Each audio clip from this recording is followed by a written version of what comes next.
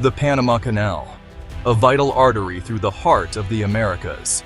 It links the vast Pacific with the mighty Atlantic, a shortcut for the world's commerce. Countless vessels have traversed its waters.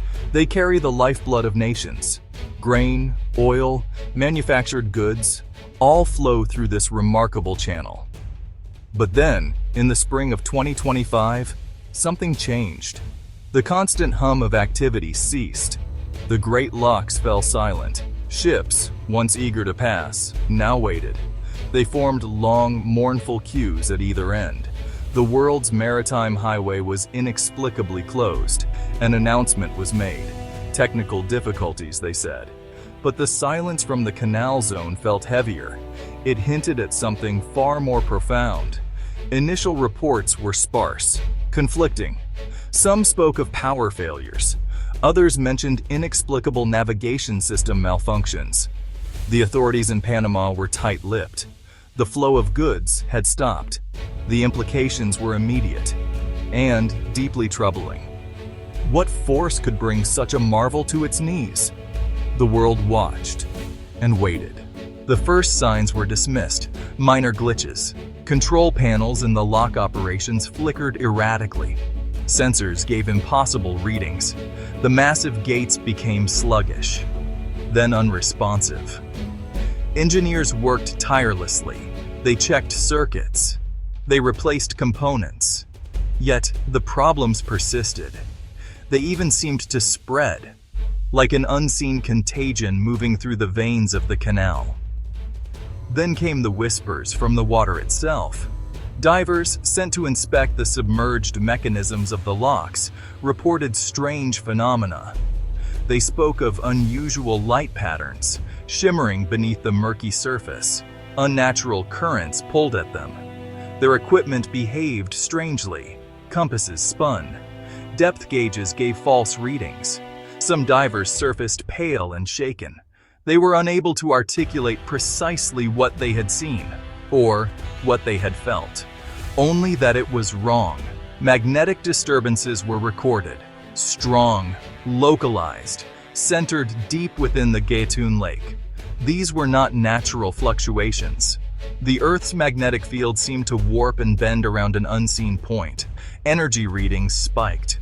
The decision was made to scan the lakebed, high-resolution sonar, ground-penetrating radar, technologies designed to peer beneath the surface, to reveal what lay hidden.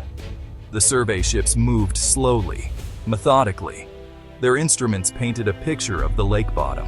And there, in the deepest section of Gatun Lake, it appeared. An anomaly. Not rock, not sediment. Something else. Something impossibly large and perfectly formed. It rested there, silent, waiting. Its shape was unlike anything natural. A perfect ovoid, smooth, featureless. Its surface seemed to absorb the sonar waves. It gave back only a faint, ghostly echo.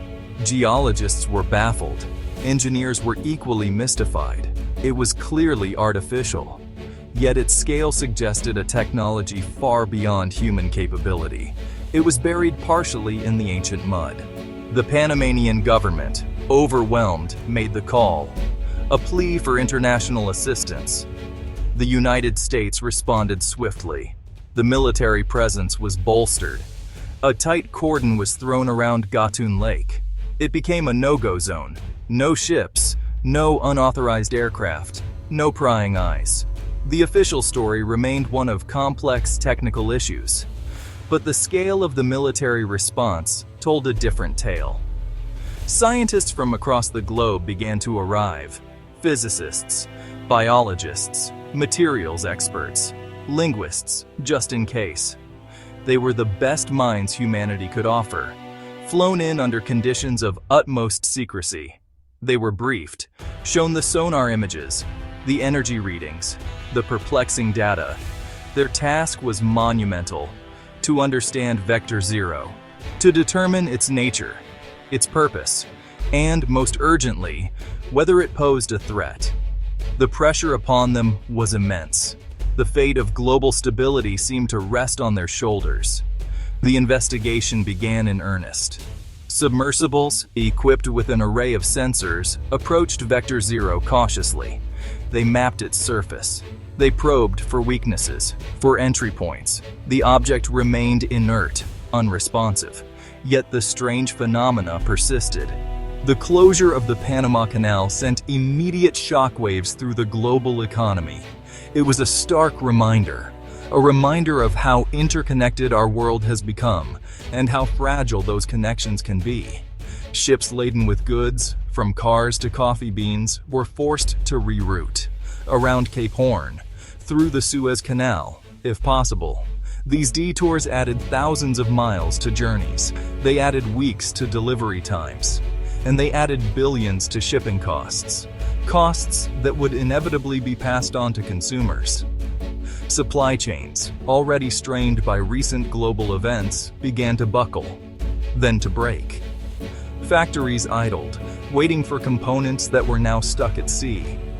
Shelves in supermarkets started to look a little bare. First, it was the imported fruits. Then, the electronics. The intricate dance of global logistics had been disrupted at a critical juncture. Panic buying, fueled by uncertainty, became a feature in many countries. Fuel prices soared. Stock markets tumbled. As the investigation around Vector Zero continued, the strangeness intensified. Personnel reported bizarre experiences, vivid shared dreams of alien landscapes, moments of lost time. Equipment malfunctions became frequent. Compasses spun erratically, radio static and faint musical tones. The environment around Vector Zero changed. Then, it happened. Without warning, a powerful, coherent signal burst forth from Vector Zero. It was structured, complex, intelligent. Radio telescopes around the world picked it up simultaneously. It pulsed with a clear, rhythmic pattern. A beacon suddenly lit in the darkness. After weeks of silence, Vector Zero was speaking. The signal was not directed at Earth. It was aimed outwards, towards a specific point in deep space, in the constellation of Lyra. The world listened, stunned into silence, united by a single fact: we were not alone.